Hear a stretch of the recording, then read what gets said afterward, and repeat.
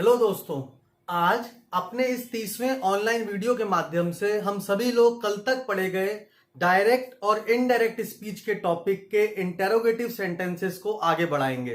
दोस्तों, जैसा कि आपने कल पढ़ा था कि इंटेरोगेटिव सेंटेंसेस दो टाइप के होते हैं। एक वो जिसमें आपसे कोई प्रश्न पूछा जाता है और उसका आंसर आप बोलकर देते हैं, जैसे कि आप कौन से शहर में रहते हैं। इस प्रश्न का उत्तर आप देंगे हरिद्वार। उसकी जगह जो दूसरी तरह के क्वेश्चन होते हैं उनमें अगर मैं आपसे प्रश्न पूछूंगा तो वो कुछ इस प्रकार होगा, क्या आप हरिद्वार में रहते हैं। इस क्वेश्चन का जो आंसर होगा दोस्तों वो यस या नो में होगा। यही चीज हमने कल भी पढ़ी थी दोस्तों कि डायरेक्ट और इनडायरेक्ट स्पीच के टॉपिक के अंदर जब हम इंटेरोगेटिव सेंटेंसेस करते हैं तो हमें दो तरह के क्वेश्चन करने को मिलते हैं। पहले तरह के क्वेश्चन हम कल कर चुके हैं दोस्तों, आज हम दूसरी तरह के क्वेश्चन करके देखेंगे। दोस्तों, ये वो क्वेश्चन है जिसमें हमसे कभी भी किसी भी तरह के क्वेश्चन को पूछा जाता है जिनका आंसर हाँ या ना में होता है। हम एक क्वेश्चन बोर्ड पर लिखकर देखते हैं और फिर उसको सॉल्व करते हैं एक नए तरीके से। दोस्तों, जैसा कि आप बोर्ड पे देख सकते हैं, मैंने एक सेंटेंस लिख दिया, Ram said to her, do you like pizza. दोस्तों, ये जो क्वेश्चन मैंने बोर्ड पे लिखा है, जैसा कि आप इसको पढ़ने के बाद समझ पा रहे होंगे, राम ने उससे पूछा कि क्या आप पिज्जा पसंद करते हैं। अब ये क्वेश्चन जो है वो इस तरह का है कि इसमें आपको आंसर हाँ या ना में देना है। तो या तो आप यस कहेंगे या नो कहेंगे। तो ऐसे क्वेश्चन जिसमें आपको आंसर यस या नो में करना होता है, उसको करने का सिंपल सा तरीका है कि आप सबसे पहले वही तरीका दोस्तों, रिपोर्टिंग वर्ब और रिपोर्टेड स्पीच को अलग अलग कर दीजिए। सेड टू की जगह आस्क्ड कर दीजिए। दैट नहीं लगाना है, क्योंकि आपने कल भी पढ़ा था कि जो इंटेरोगेटिव सेंटेंसेस होते हैं हमें वहां पर कहीं पर भी दैट नहीं लगाना होता है, क्योंकि उसमें आगे टोल्ड नहीं लगता है। तो हमने यहां पर सेड टू की जगह टोल्ड लगाया, सॉरी सेड टू की जगह आस्क्ड लगाया। टोल्ड हम लगाते हैं सिंपल सेंटेंसेस में। तो अब हमारे पास यहां पर हमें सेकंड नंबर पे ये पता चला कि हमें इन क्वेश्चंस में दैट नहीं लगाना है। फिर हमें अपनी तरफ से इफ या वेदर जोड़ना है। ये आपके ऊपर है, आप दोनों में से क्या जोड़ते हैं। पेपर में दोनों में से एक ही ऑप्शन आता है, तो इसमें हमारे लिए कोई बहुत बड़ा सिरदर्द नहीं है। या तो हम इफ लिख दें या वेदर लिख दें, एक ही बात है। उसके बाद दोस्तों वही चीज जो हम पहले करते थे, वहां पर तो आपको पता है आप WH वर्ड को आगे लिख दिया करते थे। यहां पर आपने इफ या वेदर में से कोई एक लगाना है। उसके लगाने के बाद दोस्तों जो आपका यू है, यू आपका सेकंड पर्सन है, वो हर के अकॉर्डिंग शी में चेंज हो जाएगा। इफ शी, उसके बाद दोस्तों आपका टेंस है डू और लाइक। इसका मतलब डू प्लस वर्ब की फर्स्ट फॉर्म। आपको अपनी टेंस टेबल से ये पता करने में कोई दिक्कत नहीं होगी कि डू प्लस लाइक, यानी डू प्लस जो वर्ब की फर्स्ट फॉर्म होती थी उसको हम वर्ब की सेकंड फॉर्म में चेंज करते थे। इसका मतलब लाइक लाइक्ड में चेंज हो जाएगा। If she liked pizza. ये दोस्तों बना हमारा पहला वाला सेंटेंस, और हमने क्वेश्चन मार्क की जगह फुल स्टॉप लगा दिया। इस सेंटेंस में हमने कल जो सीखा था उसमें थोड़ा सा बदलाव करना है। वो काम आप कैसे करेंगे आपने अभी बोर्ड पर देखा। उन वाले क्वेश्चंस में आगे सबसे पहले नंबर पर WH वर्ड लगा होता था। विच, व्हेन, हु, हुम, वेयर, हाउ, इस तरह के जो वर्ड्स होते हैं उन्हें हम WH वर्ड्स कहते हैं। इनसे हमारे क्वेश्चंस की शुरुआत होती है।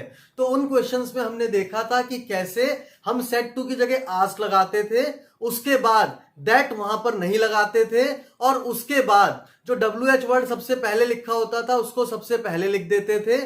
फिर रिपोर्टेड स्पीच में जो प्रोनाउन होता था उसको पहले लिखते थे और टेंसेस को बाद में पहुंचा देते थे, और बाकी फिर sequence as it is follow हो जाता था। वही सेम चीज हमने दोस्तों यहां भी करी। हमने क्या करा, सेड टू को आस्क में बदला, उसके बाद दैट जहां लगाते थे सिंपल सेंटेंसेस में यहां नहीं लगाया। मैं आपसे बार बार इसीलिए कह रहा हूं दोस्तों, क्योंकि कंपटीशन में सिर्फ ये थोड़ा सा फर्क ही होता है चार ऑप्शन में। या तो वो कई बार यहां पर टोल्ड करके छोड़ देंगे, कई बार यहां दैट लगा देंगे, कई बार यहां क्वेश्चन मार्क लगा देंगे। हम जल्दबाजी में चारों ऑप्शंस को कई बार नहीं पढ़ते हैं, हमें ऊपर वाला ऑप्शन सही लगता है, हम उसे इजीली मार्क कर देते हैं। तो इन वाले तरीकों से आपको छोटी छोटी चीजों का ध्यान रखना है। मैं पॉइंट वाइज बताता चल रहा हूं कि क्या करना है क्या नहीं करना है। अब हम एक दूसरा सेंटेंस लिख लेते हैं। She said to him, comma, inverted commas begin, she said to him, comma inverted commas begin, did you drop me, क्या तुम मुझे ड्रॉप करते थे। उसके बाद जब मैं इसको सॉल्व करूंगा दोस्तों, तो पहले वाला मैंने करा, दूसरे वाला करने के लिए भी सेड टू की जगह आस्क्ड, शी आस्क्ड हिम।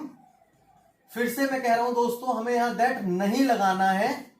आपको पता है डिड यू ड्रॉप मी, क्या तुम मुझे ड्रॉप करते थे, इसका मतलब हाँ या ना में आंसर है, तो मैं यहाँ इफ और वेदर में से एक लगा दूंगा। मैंने इफ लगा दिया क्योंकि स्पेलिंग छोटी है, लिखना भी आसान है।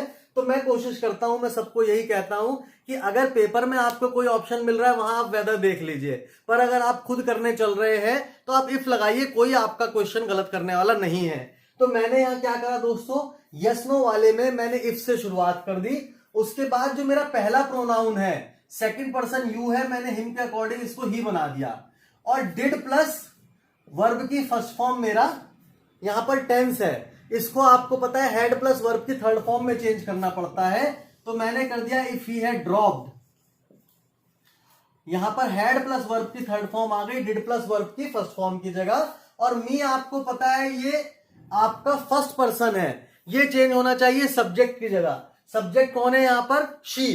तो अगर आप उसकी तरह इसको चेंज करेंगे तो ये बन जाएगा if he had dropped her, full stop. ये आपका सिंपल बन करके आ गया। दोस्तों हमें कुछ छोटी छोटी बातों का ध्यान रखना है। इंग्लिश बहुत मुश्किल नहीं है, इंग्लिश बहुत आसान है, पर अगर हम सब लोग इसके रूल रेगुलेशन को जानते हैं तभी हमें आसान लगेगी। अदरवाइज कई बार हमारे लिए ये बड़ी समस्या हो जाती है कि हम छोटी छोटी चीजों को करने में अपने आप को असमर्थ पाते हैं, क्योंकि उस चीज को करने का रूल तो हमें आता ही नहीं था। इसके बाद दोस्तों एक तीसरा सेंटेंस ले लेते हैं। You said to me, Have you played cricket? दोस्तों ये क्वेश्चन पढ़ने के बाद भी आपको समझ में आ जाएगा। You said to me, तुमने मुझसे कहा। Have you played cricket? क्या तुम क्रिकेट खेल चुके हो? तो दोस्तों इससे भी हमें पता चलता है क्या तुम क्रिकेट खेल चुके हो। इस सेंटेंस का आंसर हाँ या ना में होना है। इसका मतलब मुझे फिर से क्या करना है, इफ वाले तरीके से इसको सॉल्व करना है।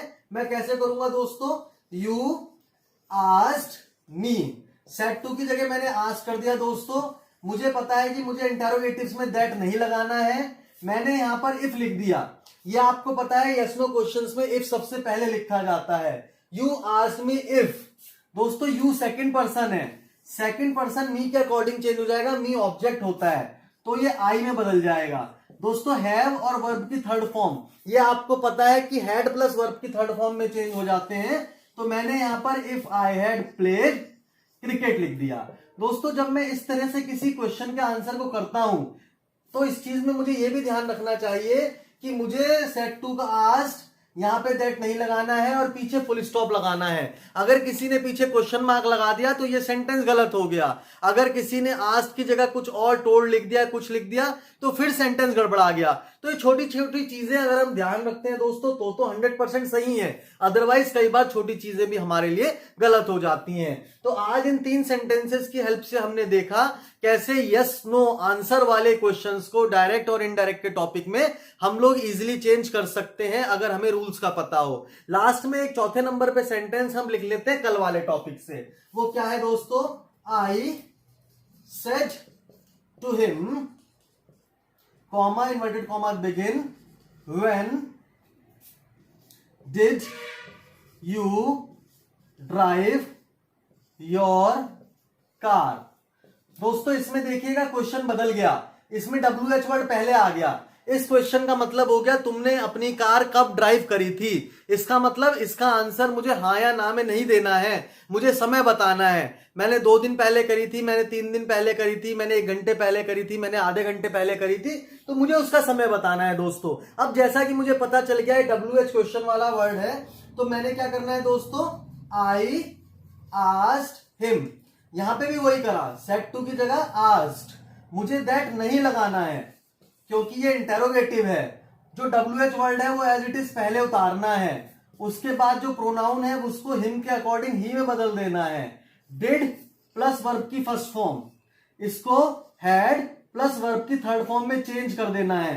When he had driven, your आपको पता है ये भी सेकंड पर्सन है, ये भी हिम के अकॉर्डिंग योर कार हो जाएगा हिज कार, और पीछे हमें लगा देना है फुल स्टॉप। दोस्तों लास्ट का सेंटेंस मैंने बहुत जल्दी जल्दी करा क्योंकि मुझे ये पता है कि इन सेंटेंसेस की प्रैक्टिस तो हम कल कर चुके हैं, आज तो सिर्फ हमने इसे एज रिवीजन देखा।